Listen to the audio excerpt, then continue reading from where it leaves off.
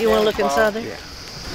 The list is long and contains the usual suspects. A lot of beer cans, beer bottles, foam cups, plastic bags. All kinds of containers. Aluminum cans, household garbage that people's just thrown over the hill. Plastic, paper. A couple of McDonald's containers. Tires, rims. Just trash everywhere.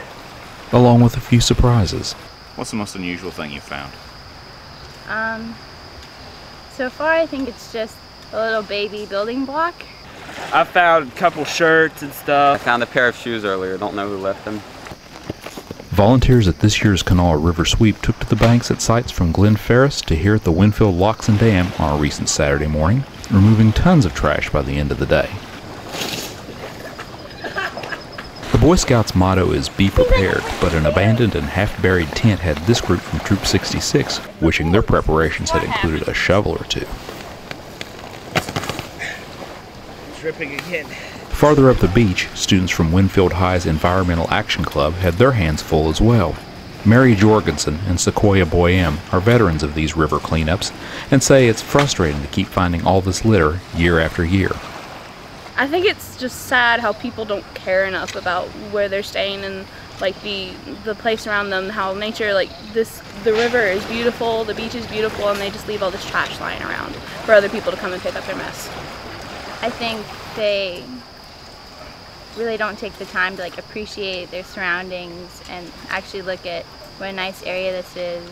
The girls say volunteering for the cleanup makes them feel like they're making a difference. It's really nice out here and it feels good to make it even look nicer. I feel like I've accomplished something, you know, even if it's just a small part. I didn't leave this stuff lying around. I came out and I did something about it. Back down the beach, the scouts are still hard at work. So how big of a project is getting this tent out of the dirt there? It's quite, it's full of sand. But finally, success. How much work was that? A lot. It took a lot more than I thought it was going to take. So It was what, buried in the sand? You had yeah, it was about 6 inches of sand on top of it.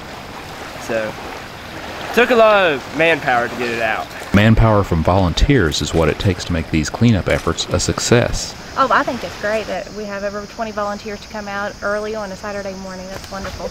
I don't think people realize that when they litter, it's our state tax dollars that are going to have to pay for these cleanups. So it's very important that we have volunteers who can come out and help us get this cleaned up.